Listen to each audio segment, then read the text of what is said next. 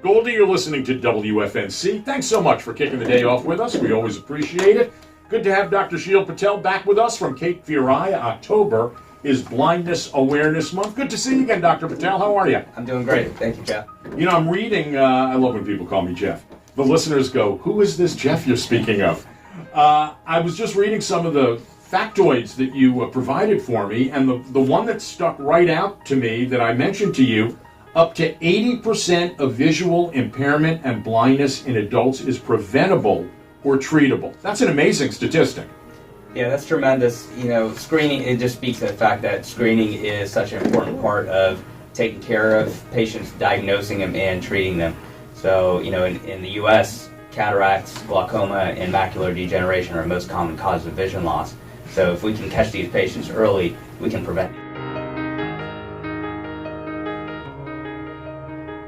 The last thing I'll ask you, talking with Dr. Sheil Patel from Cape Fear Eye, and I know we've talked a little about this already, but just to end this, how often should people get their eyes checked and go through children to middle-aged and then to old guys like me who are having a tough time reading small print? Certainly. So with children, the initial screenings, especially before they start school, and many of those are seen yearly because their prescription changes as they grow. Their eyes Do grow. schools offer eye exams? They do screenings, and they'll, you know, kids that have not been seen by an eye doctor will be sent over because they have a reflex that shows that they may have a significant nearsightedness, farsightedness, or astigmatism. And then they're checked typically yearly.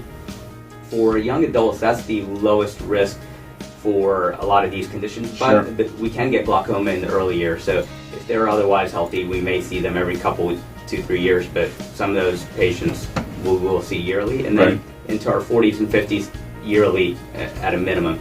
When diabetes, glaucoma, and other conditions come along, we're seeing you even more frequently to make sure there's not any progression of those conditions. All right. I'm glad you were here. Blindness Awareness Month, October is that, and Dr. Sheil Patel is from Cape Fear Eye Associates.